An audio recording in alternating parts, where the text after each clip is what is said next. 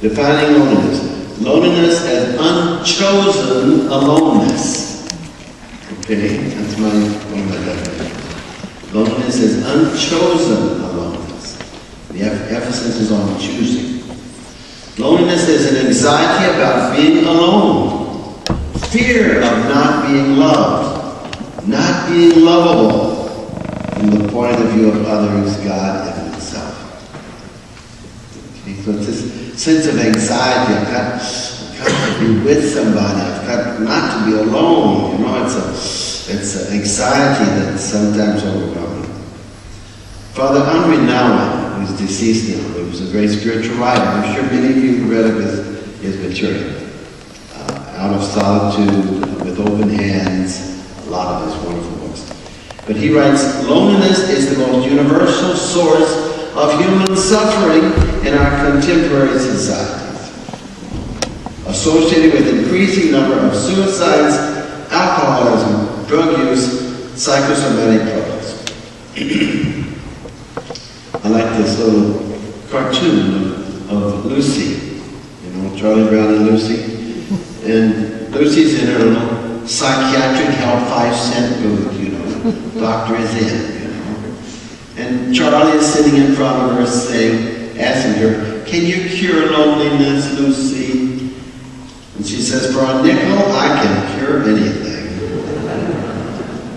And Charlie says, can you cure deep down, black bottom of the well, no hope, end of the world, what's the use, loneliness? She pauses, she looks at him, and she shouts out, for the same nickel?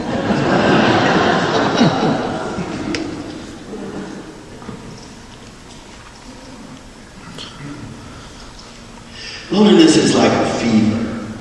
You know, a fever is very important for our bodily health because it tells us when something is in need of repair. Some infection is there, and we need to look at what's causing this fever, and just to ignore it and get mad at it is, well, it's not helpful.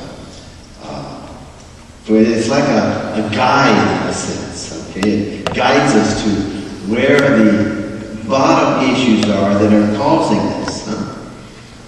I like the story of the man who always wanted to be captain of a ship. So he finally gets his commission of a ship. And he starts out, everything's quiet for the first couple of nights, everything's wonderful. All of a sudden he sees a light over in the distance. And he says to the radio man, radio that ship over there to change their direction 20 degrees to the north. And he does it, he calls. Message comes back.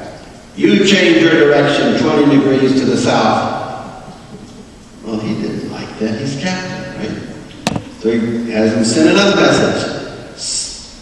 Tell that ship that they have to change their direction 20 degrees to the north. I am Captain Cunningham. Message comes back. You better change your direction. I am Seaman Third Class Timothy Jones. Well, he thought, well, a little upstart. He's only a Seaman Third Class. I'm a captain. What goes? He said, send one final message. You change your direction 20 degrees to the north. I am a destroyer. Message comes back. You change your direction 20 degrees to the south. I am a lighthouse.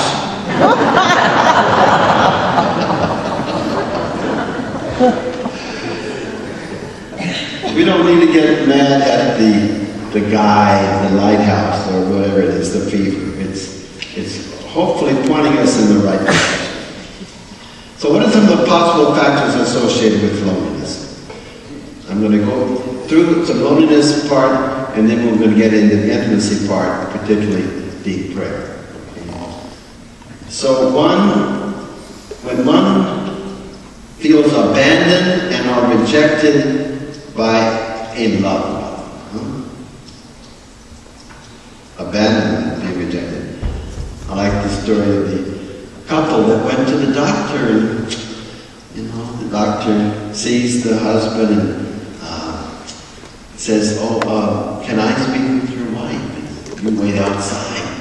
So the wife comes in and he says, dear, your husband's got a terrible heart problem, and unless you change everything, he will not live.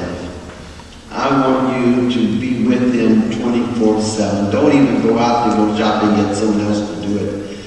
Watch any and every program he wants to watch on television. Fix whatever meals he wants at any time of day, no matter what the trouble. And always agree with him on everything. And your husband will live. So they get in the car and on the way home, he asked her, well, what did the doctor tell you, darling? She said, dear, he said you're going to die.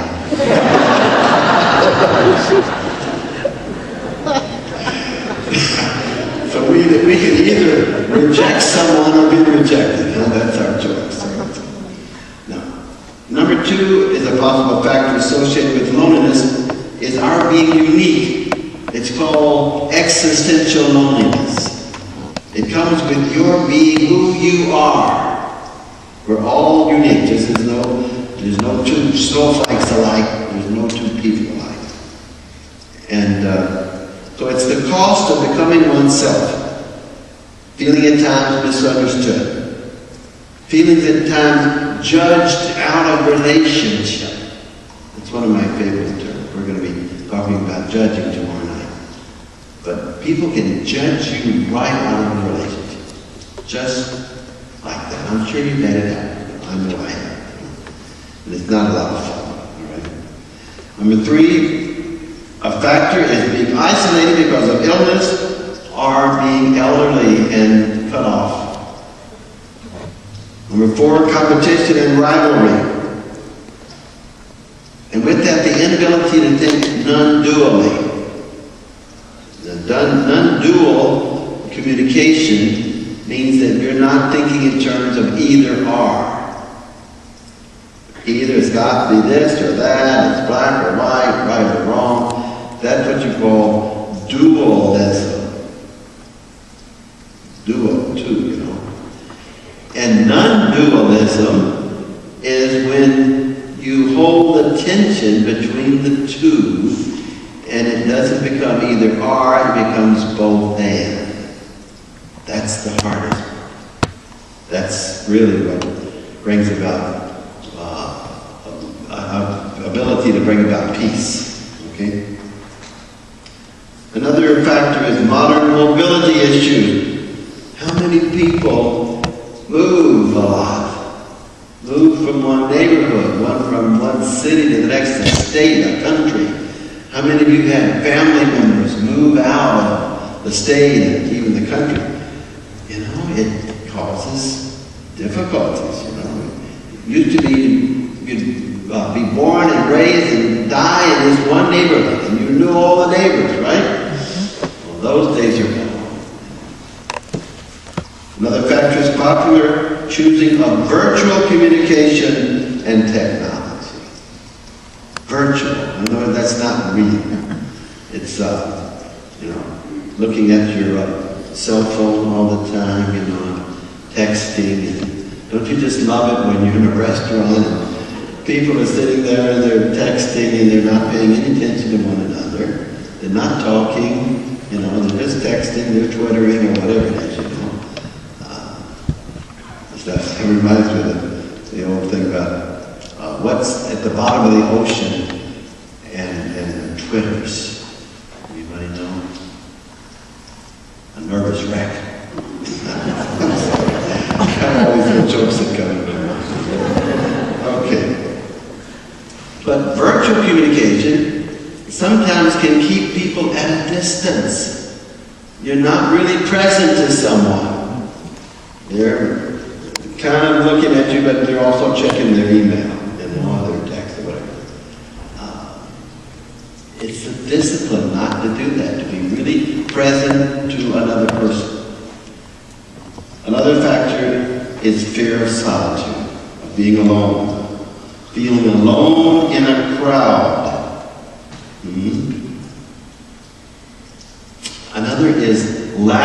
good communication. That kind of falls in with this virtue. But I saw a very amusing reminder of that in the internet this morning. It says, when a woman goes into labor with her first child, she immediately is terrified, a lot of pain, not sure what to do. She asks her husband for help. He makes the decision to go to the hospital and asks him what his wife should do to make the pain stop and get ready to go to the hospital. When a nurse gets on the phone, the man says, "Help, you have to send help. My wife is in labor." The nurse very calmly asks if this is the woman's first child. The husband yells, "No, this is her husband."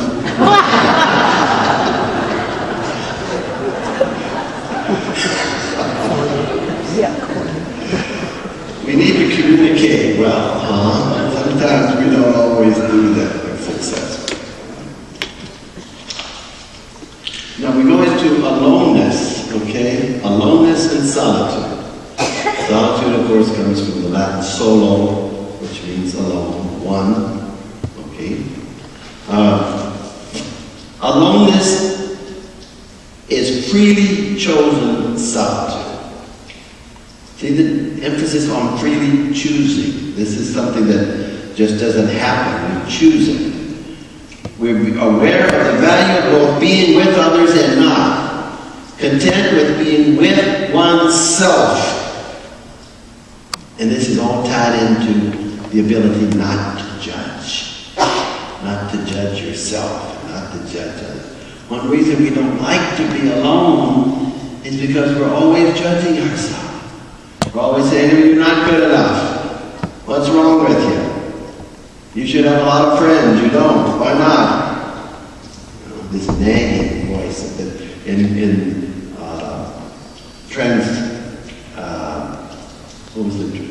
transactional analysis. It's the critical parent. If you remember that analogy, the critical parent, the one that can never be pleased. Okay, we're going to go more into judging and judging tomorrow night. I like these little comparisons. It says loneliness is hoping anyone will call. Aloneness is taking the phone off the hook or put your cell phone on mute. Loneliness is reading your old love letters. Aloneness is reading them and laughing. You know, it's this kind of freely choosing to be alone and to see the value of it. So what might be behind the fear of solitude? Anybody want to guess? Why do you think we're afraid to be alone?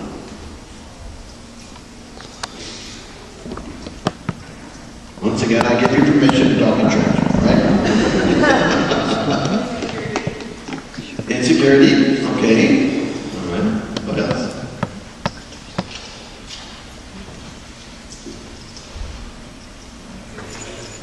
I'm sorry?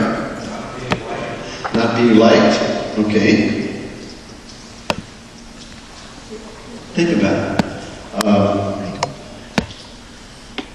If you could choose or choose not to be alone at times, is it something you do calmly, you like it, or you try to avoid it, you try to put on the television, you try to, get distracted? Let me just point out 6 possible reasons for a fear of solitude. 1, not being aware of how solitude can transform us, spiritually and emotionally. And we're talking here about the valuable position of transformation. Now, some people say that what really transforms you, changes you, is information. More facts, more theology, more scripture. The more you get, the more transformed you're going to be, more changed. Maybe, maybe not. people that are PhDs in theology and scripture, and they're not very transformed.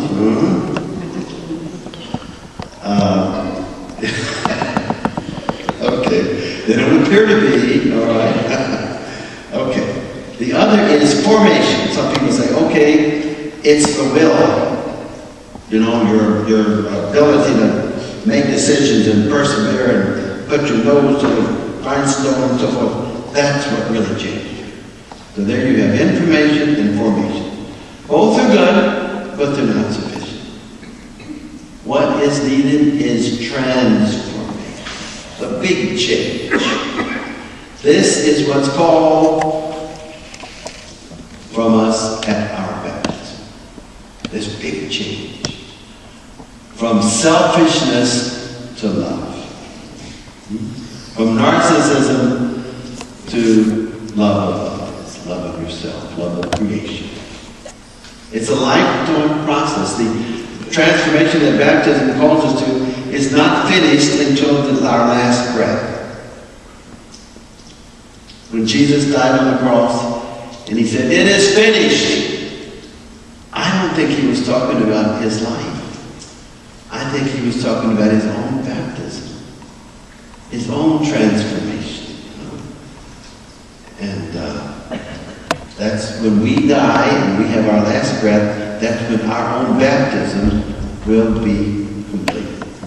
That's why the sacrament of baptism is so utterly vital and important. It's the invitation to total transformation. Okay. Another one would be fear of our own thoughts, particularly judgmental thoughts. We just mentioned that. 3, past fearful images of God and God punishing us. We talked about that last night, right? Number 4, unresolved conflicts that could rise up and overwhelm us. So maybe we think, well, if I just keep busy, right? You ever meet people, how you doing? Oh, I'm keeping busy, how are you? You know? As if that was an end in itself. Keeping busy, huh? It's just like we're just one step in front of, you know, the monster or the loneliness or whatever. We just got to keep moving, and it's hard to hit a moving target, you know. Just keep busy. Busyness. It's not an end in itself. That's what I like to, when I teach centering prayer. Tell people, okay, most of the time you hear this refrain, well, just don't stand there, do something, right? In prayer, it's just don't do something, stand there. It's exactly the exact opposite. Don't do anything, just be alone, be silent. The hardest thing in the world, but the most valuable. Number 5, not being taught how to value silence. It's the fear of the unknown. You don't want to go too deep. I like the story of the guy who was looking for the cave of the unknown.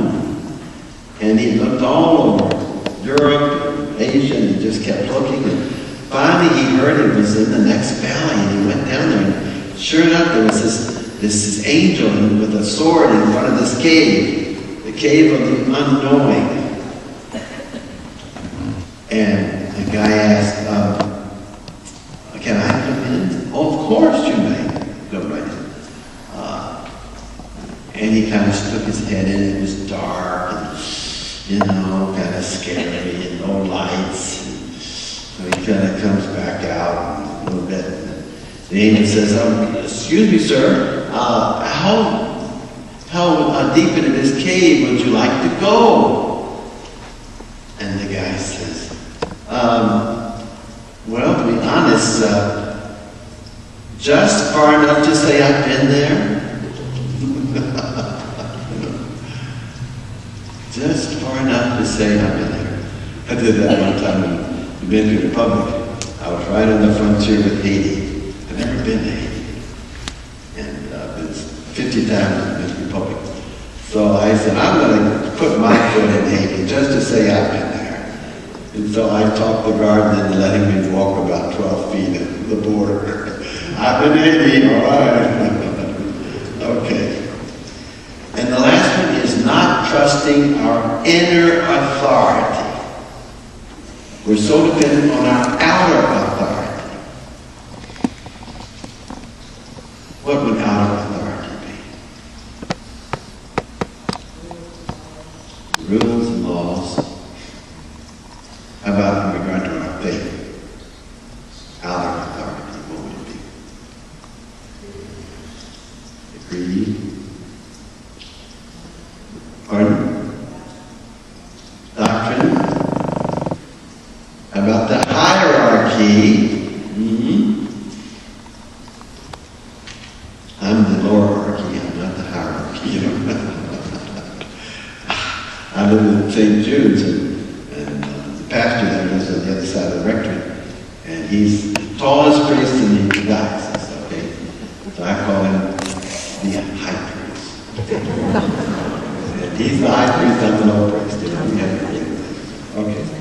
But see, we have not been taught through the years to trust our inner authority, our conscience. When we were growing up, did they tell you, you can trust yourself, right? Is this right or wrong? Okay, you can trust yourself. Did they tell you that? No? What did they tell you? Go ask sister, father, bishop, right?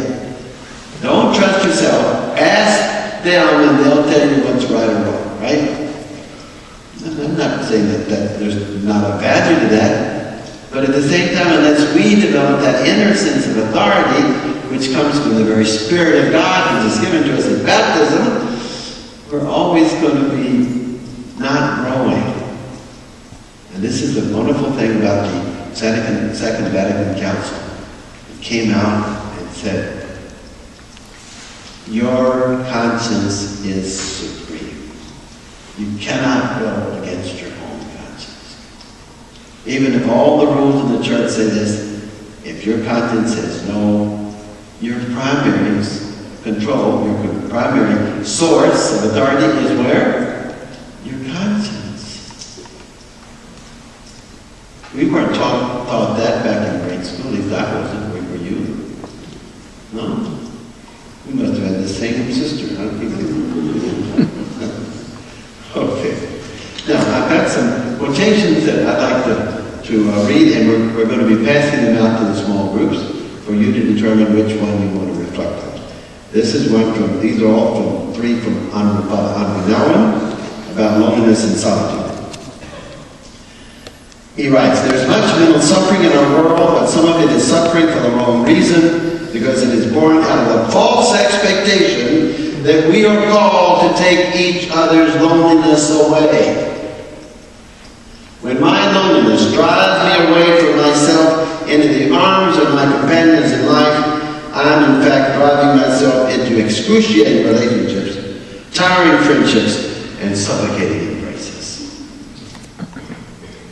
No one can take your loneliness away. Happiness is always an inside job. No one can make you happy. No one. And even to use that language, to another is useless. It's untrue. Even when you say to them, oh, you make me so happy, be careful, because that person can also make you very unhappy to the extent that you give them that power to make you happy. Okay. So that's one quotation. Here's another. To wait for moments or places where no pain exists, no separation is felt, and where all human restlessness has turned into inner peace is waiting for a dream world. No friend or lover, no husband or wife, no community or commune will be able to put to rest our deepest cravings for unity and wholeness. And by burdening others by these divine expectations, okay, these are divine, these are what you want from God, not from another person. And And by burdening others by these divine expectations of which we ourselves are often only partially aware, we might inhibit the expression of free friendship and love and evoke instead feelings of inadequacy and weakness. Some wisdom here. Can you pick up that wisdom? Okay, the third quotation. Be listening, because we're going to ask you to pick up one of these and talk about it in your group. Friendship and love cannot develop in the form of an anxious embrace. They ask for gentle, fearless space in which we can move to and from each other. As long as our loneliness brings us together with the hope that together we no longer will be alone.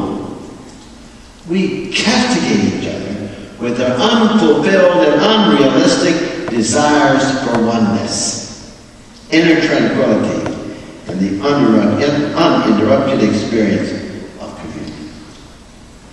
This is from an article on renowned encountering loneliness, was in the National Catholic Reporter many, many years ago. Okay, so a few other quotes about loneliness here. I like this one from Ernest Hemingway's Farewell to Arms. Life breaks us all sometimes, but some grow strong at the broken places. Let me repeat that. Life breaks us all sometimes, but some grow strong in where? In the broken places. Here's another one from the Diary of a Country Priest by Bernardos. Won't damnation be the tardy discovery, the discovery much too late after death of a soul absolutely unused, still carefully folded together and spoiled the way precious silks are spoiled when they are not used?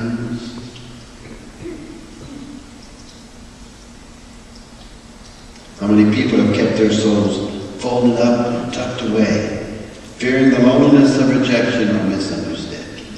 Safe. It's like the turtle that, you're going across the altar and you knock on the altar, and what happens? What does the turtle do? Can't hear you. Huh? Puts his head in, puts his legs in, it's in the shell, it's safe. But you know what? If it doesn't stick its neck out and its legs out to move, it's going to starve right there. It's safe, but it's immobile and paralyzed. Okay. This is a great quote from Søren Kierkegaard. We live our lives forward, but we understand them backwards. Let me repeat that. We live our lives forward, but we understand them backwards. What does that mean? Hindsight. 2020, yeah, right. Okay. It's only later, huh? Maybe later you, like the old story about when, the little kid is 10 years old, they thought that their father knew everything. When they got to be 19, they were convinced their father knew nothing. And then later on, when they get to be 50, they revert, my father knew it all. It's just understanding it backwards. It's called growth. Okay, I love this quote from the play A Thousand Clouds.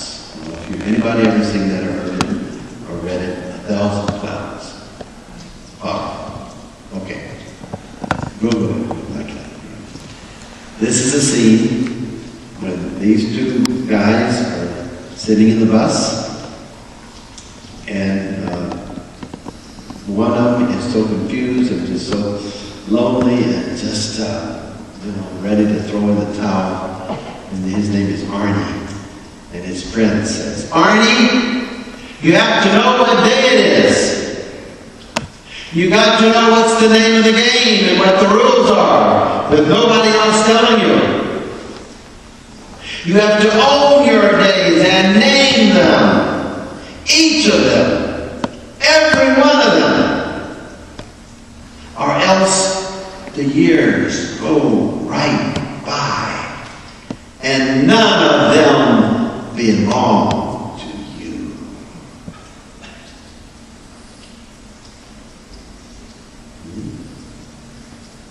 Once more. Arnie, you have to know what day it is. You got to know what's the name of the game and what the rules are, but nobody else telling you this inner authority. Right? You have to own your days and name them, each of them, every one of them, or else the years go right by and none of them belong to you. What does that say? Live in the present. Okay. What else? Reflective life. Okay. Good. Good responses. Let's keep it up. Come on.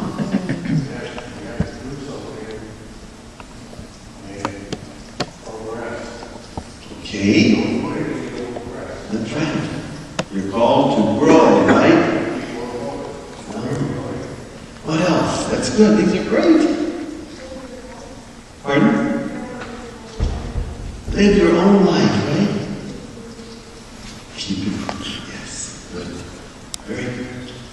Out of the mouths of babes, right? That's great. Naming your own name. Naming your own days. What's the opposite of naming your own days?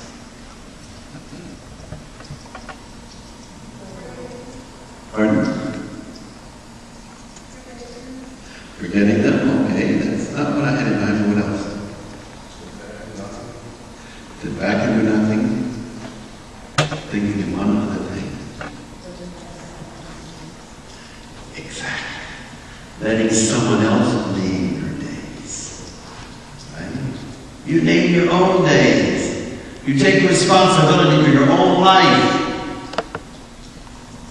Because if you don't, you're going to blame people, right? How many people get into the blame shame game?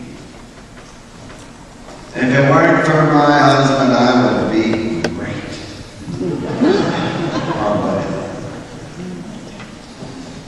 I mean, we just always love to have someone to blame because we're not happy. We don't accept the fact that happiness is an inside job. And that's taking way too much responsibility. We don't like that. Okay, final quotation on loneliness. Passenger seatbelts, all right? This is from Eugene Kennedy, called, from the book Living with Loneliness. I'm going to give you a list of some recommended books. He writes, "It's not a bad thing to be lonely. It's a terrible tragedy never to be lonely. Being lonely, after all, says that we are alive. That we have felt the warmth of the sun, and that we have been close enough to others, and they to us, to know the mystery of longing for each other. We have made a difference to someone, and they to us. Loneliness is a sign that we have been touched by love, that we are undefeated by the terrors of death, and that we are open to a world beyond ourselves." It's another take on loneliness. It's a positive dimension to it. Someone that you love very much dies and you're so distraught, you're so sad. It's because you love them so much. If you didn't really love them, there would be no sadness. No. Love costs. Okay. One final point before we break up. It's called games people play to stay lonely. Escaping from responsibility. I have 3 little games here. See if you've ever played them. It's the beginning of a sentence. The first, if it weren't for you, fill in the blanks. All right. The second one is, see what you made me do.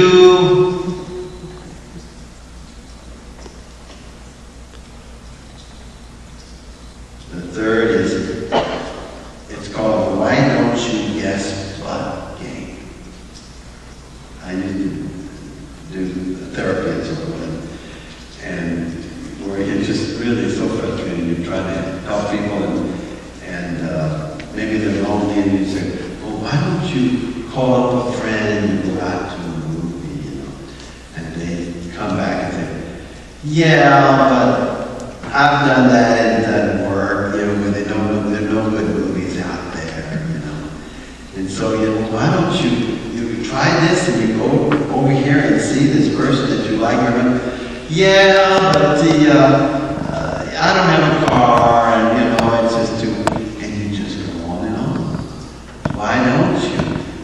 Oh yeah, but that's a little but in there, but it's key.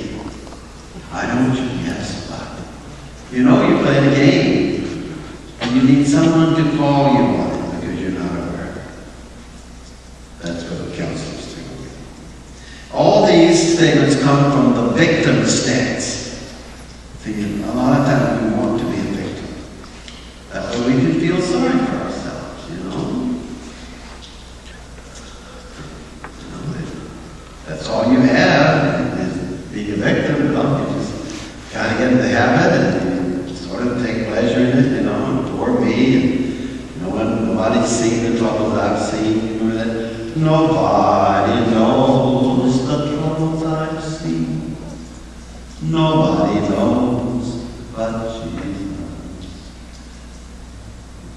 Sometimes we like to be the one that is suffering because people can feel sorry for us. The champion response of all this is 5 words. You just don't understand me. Anybody ever sang that song? Got a lot of verses. You just don't understand me. You say you sung that song? Oh, you have a comment? Did you have a comment on that? No. Anybody ever sang that song? You just don't understand me? Okay. So, I would like us to break up our small groups as we get the lesson. And we're going to be passing out these quotations that we were just reading. And just asking yourself, what most grabbed my attention of the material and why? Or I tend to agree or disagree with what parts of the quotation. Okay. Now, we have been doing the preparation for this second half. We have been asking you to get in touch with what some people call the deepest suffering of all humanity, which is this existential loneliness. That you are alone and you're going to die alone, no matter all your family relatives all around your deathbed, you're going to die alone. If they get in bed with you, you're going to die alone. And so it's recognizing that, okay, why is this existential loneliness there? Why is it? What kind of a fever is it, and what is it trying to tell you about something that might be missing? That's been the preparation for this program. Now we're going to go into intimacy and deep prayer. Now really fasten your seatbelts. Okay. Intimacy, different interpretations, but what I believe comes from in Timor. Timor means fear, and intimacy into fear. So you go right into it without being afraid of it, not letting fear overcome you. You go into it. Go into the fear. Go into the loneliness. Okay?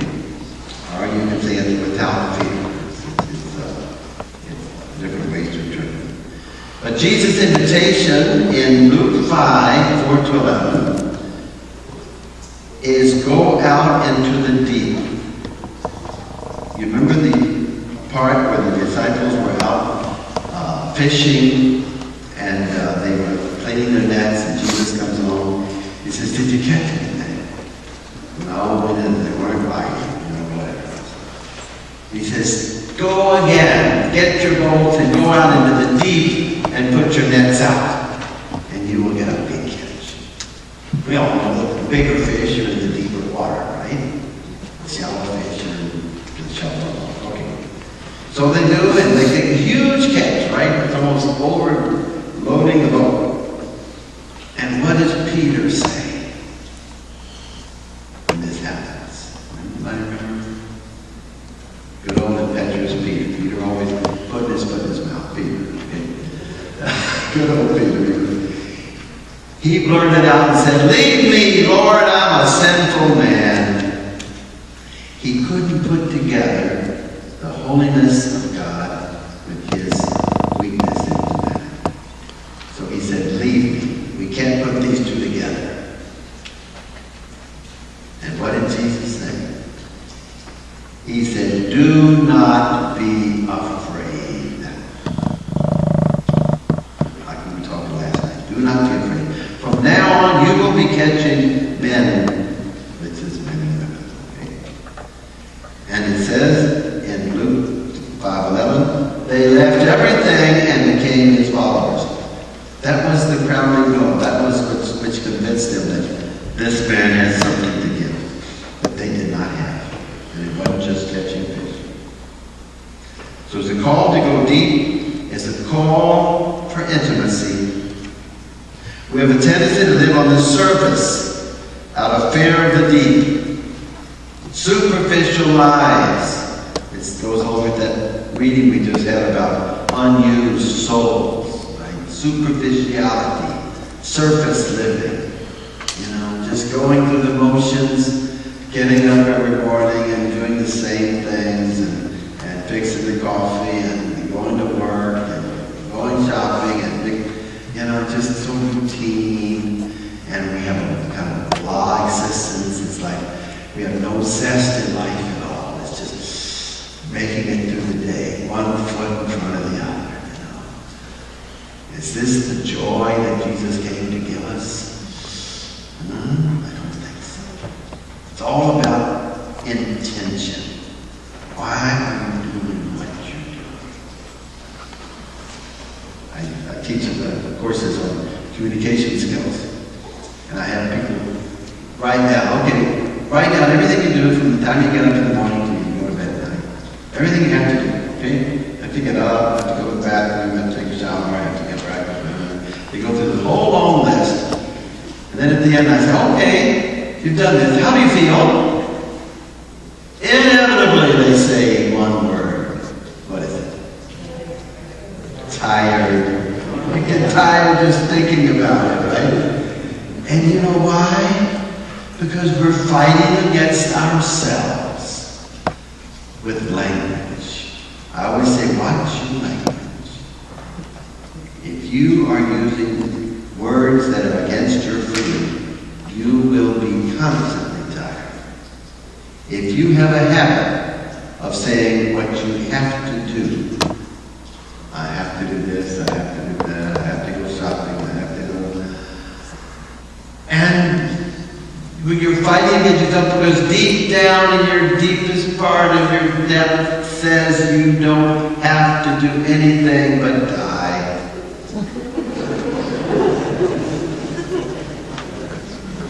Everything else is a choice. But we're lying to ourselves. We're living in illusion. Well, I have to do this, I have to do that. No, you don't have to. We have to pay taxes. Well, you have to pay. I go to prison. You don't have to do anything. But just to use that terminology, I have to, limits your joy and your freedom and your zest for life. I was taught this in the early 1970s in St. Louis, Missouri, by Dr. Marshall Rosenberg. Google Dr. Marshall Rosenberg. He just died within the last 6 months or so. Marshall Rosenberg whole thing is nonviolent communication. He has established centers all over the world. And I've been teaching this method for years. And so what you do is you get in touch with your inner authority, with your freedom. When I get up in the morning, I don't get up saying, oh, I have to get up. Oh, I got another day. No, I sit up and I have the habit of saying, I choose to get up. This doesn't mean I like to get up, all right? There's a difference. Choosing is very different than liking. You choose to do a lot of things you don't like to do, but you do it out of love. I choose to go shopping. I choose to get this can of beans because I love my family. I choose to buy this pair of trousers for my kids because I love my kids. You know, it makes all the difference in the world. All the difference. I wish I could just get this across to you. I feel like a philanthropist every time I teach it. It is so powerful. And it's all about an intention. Why are you doing it? Just eliminate, delete. You know, your computer has a little delete the phrase I have to. And choose instead, I choose to or I choose not to. Then you're alive. You're alive and you're choosing. Does that make sense? I hope so. Because I want you to have the freedom of the children of God. God has given me this insight, this freedom that for the last 45 years it's changed my life. Okay. There's an evolution in our prayer life. So many people get advanced degrees and they get to be professors in this and doctors and lawyers, and they're still not involved in their prayer life from the second grade when they learned how to say the Our Father, the Hail Mary, and the Glory Be. It's amazing. How can we not evolve in that most important area of prayer? I'm not putting down reciting prayer. It's wonderful. But it's not enough. It's not enough to fill this God hole in ourselves. Because so much of the reciting prayer, the red prayer, it doesn't come from our depths. Okay. We're talking about a deep prayer, a prayer of quiet. A lot of terminology for it. Prayer of quiet, centering prayer. This is what I call it. I have studied this. I become a certified presenter in centering prayer when I lived in New York City before coming here. And I've taught it all over the place in Spanish and English. And so there's we have a, let's see, can you push that on there, and the next one? The method, we're going to look at the method now. There's just 4 steps. Very simple. This is not rocket science, okay? Choose a sacred word as a symbol of your intention to consent to God's presence and action in it. Every word in there has been carefully chosen.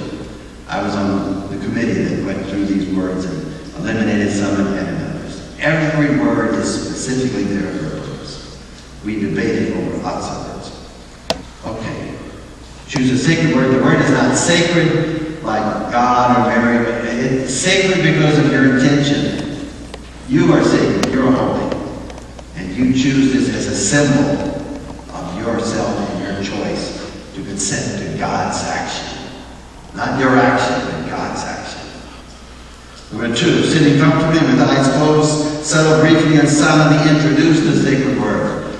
You know, one of them, I've changed a lot over the years, a lot of words, and Jesus and mercy and so on. Right now, my favorite choosing word, studying word is wanding. Wanding, O-N-E-I-N-G. The term that Julian of Norwich, the mystic in England, back in the 11th, 12th century, coined for this wanting to be with God. Wanting. Okay, so that's what called me to my center. Number 3, when engaged with thought, return ever so gently to the sacred word. Okay? See, thinking is not praying.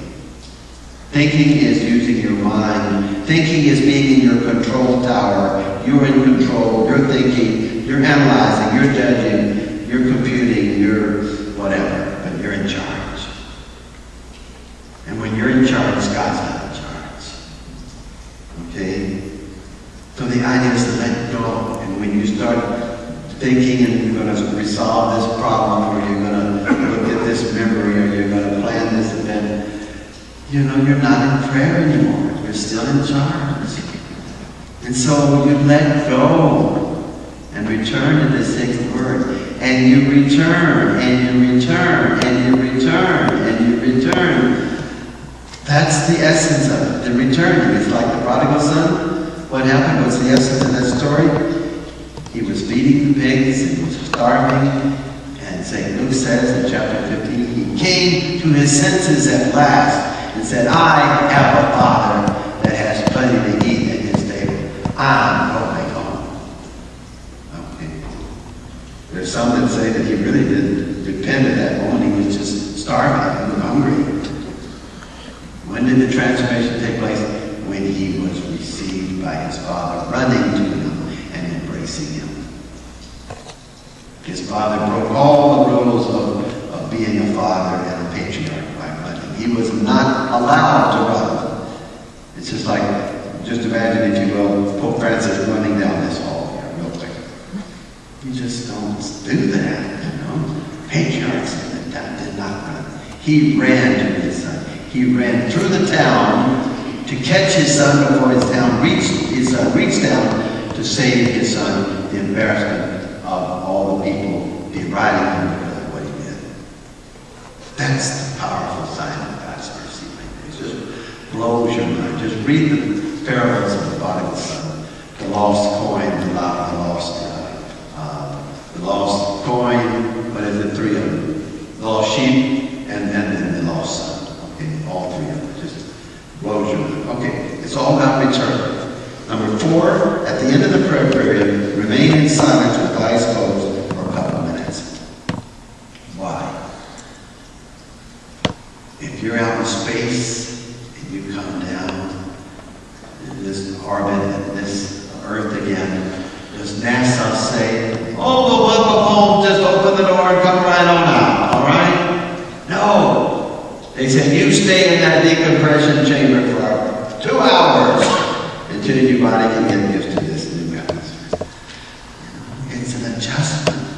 Because you are in a totally different ambiance.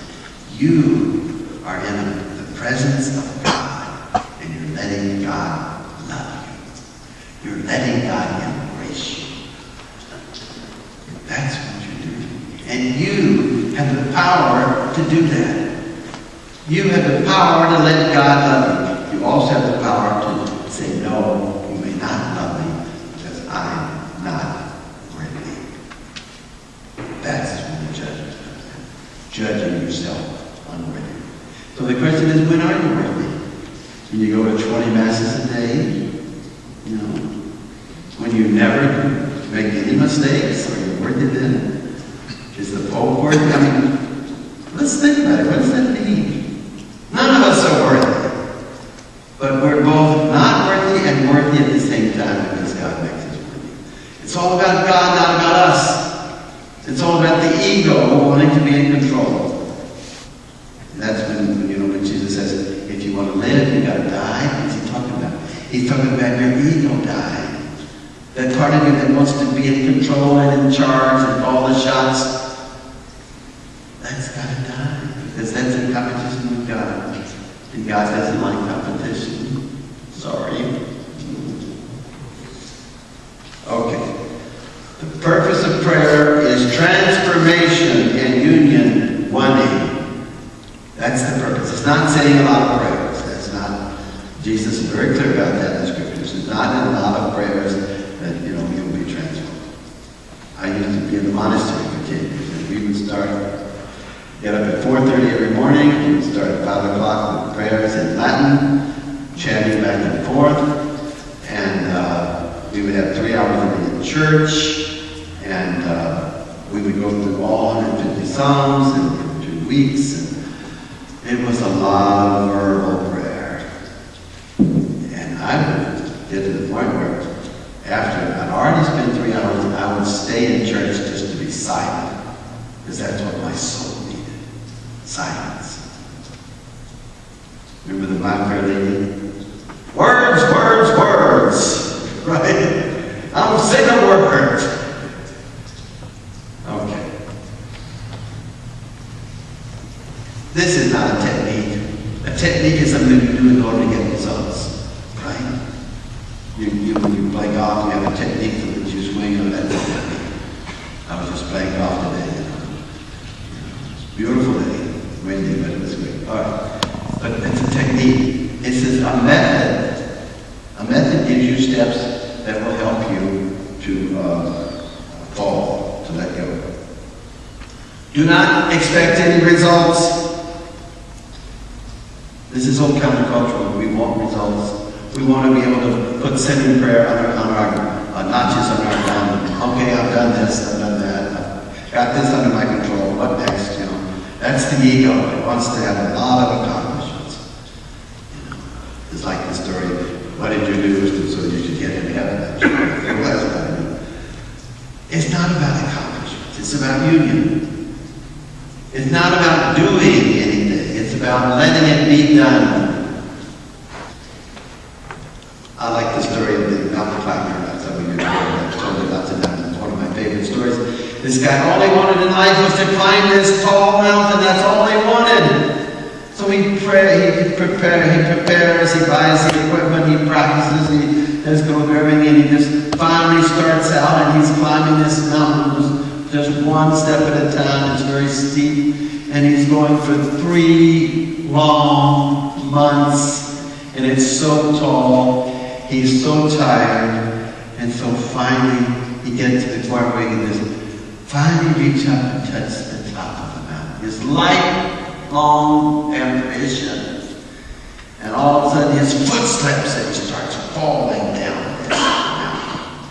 And he's grabbing everything he can. And finally he grabs over this little branch coming out of the mountain, and he starts shouting, "Help! Help! Anybody up there? Please help me!"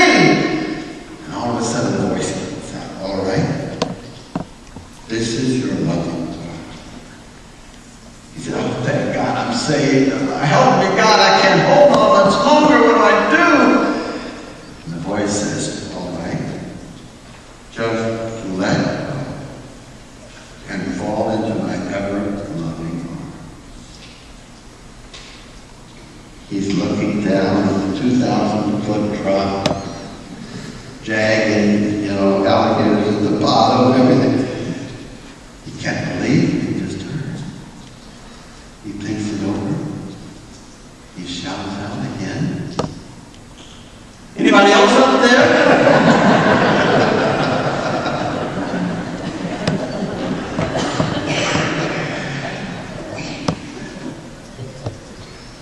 God says no. There's no plan B. Let go. Said the same thing to Jesus on the cross. Let go of your life and you will find it. Let go and you will have resurrection. But let go, let go, let go. But we don't want to let go. We want to hold on, don't we? We want to hold on to anything and everybody and everything. I love the story of the woman that was dying. She only had an hour to live. And so she called her family in, and she said, "Bring in the jewelry chest." And so she starts giving out her jewels, her rings, her brooches, and necklaces, each one, And finally she says, "Okay, that's it." And one daughter looks at, "Oh, mother, look, there's a brooch in there, that emerald brooch. You didn't give that away." And she looked at it and she says, "I just got that. I'm not giving that up."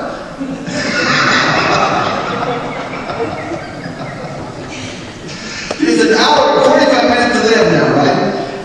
We hold on, and God says, "Let go." Okay. Transformation comes through our weakness and not our strength. It's an onslaught to our egos. This prayer, my friends, is built in faith. Now raise your hands how many of you love to fail. Just love. Just can't live without it. Well, that's what you do. humiliation after humiliation after humiliation, because you cannot get a blank slate. That's not the purpose. The purpose is to wear down your ego so that you realize that it's not you praying, it's God praying through you and with you and in you. And all you're doing is being connected. Your ego can take pride about anything. When you die, you will go to heaven just as you came to this earth, completely naked. Nothing. You won't have any little merit boxes or little achievement boxes or any resumes or diplomas, titles. You're going to be completely naked, because this is the only way God can fill you is when you're empty. And so this is a practice run. When you let go of your control of your prayer life and you let God take over, you are doing a practice run of your last, letting go of your last breath. We need practice with that, because it's going to happen. Anybody here that's not planning on dying? Are you ready for it? Are you getting ready? What is it when you get ready? Are you just avoiding it? That's morbid. I don't want to think about that. Why are you bringing that up? I'm not going to die. I'm just 95. What's the matter with you? We like to live in illusion. That's another word for sin, is illusion. We live in illusion. Okay. Perseverance and being faithful, vulnerable, and open. That's what it all is. Emphasis is not on getting it. Remember last night I started about the weekend. I was talking about the newspaper saying, the disciples still don't get it. The message of Jesus about, working with the poor. The emphasis is not on getting it or grasping it or achieving it perfectly.